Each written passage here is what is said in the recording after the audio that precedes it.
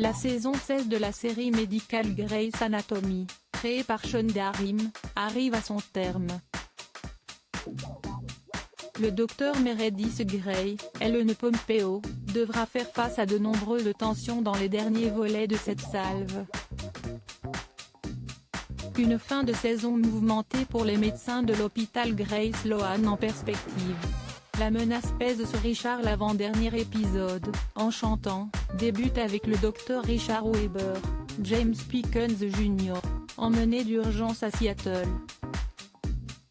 Ce dernier est en proie à des hallucinations et arbore un comportement étrange.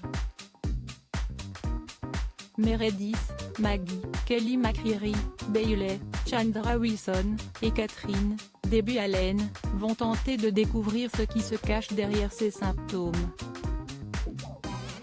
À la suite d'opinions divergentes quant au diagnostic, Meredith décide de se tourner vers son ex Andrew, Giacomo Gianotti, afin qu'il lui apporte ses lumières avant qu'il ne soit trop tard.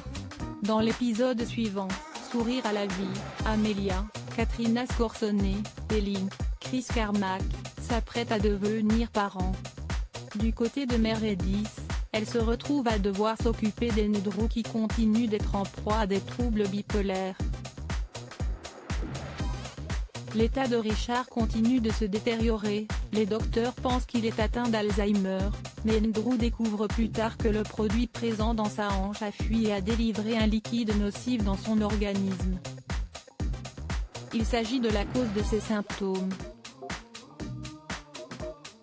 De leur côté, Owen, Kevin McKidd, et Teddy, Kim Raver, se préparent pour leur mariage, mais Koracik, Greg German, lui demande de s'enfuir avec lui à la place. Plus tard, Owen apprend la liaison des deux et reporte le mariage, sans en parler à Teddy. Jackson, Jesse Williams, Joe, Camilla Luddington, et Richard Flood, opère une adolescente atteinte du syndrome de Möbius. Après la diffusion de ces deux derniers volets, le spin-off Grey's Anatomy, Station 19 prendra le relais à partir de 22h50. Baisse de régime pour Meredith à l'antenne depuis le mercredi 21 octobre 2020, la dernière saison a rassemblé en moyenne 3 millions de personnes pour 12,6% de part d'audience.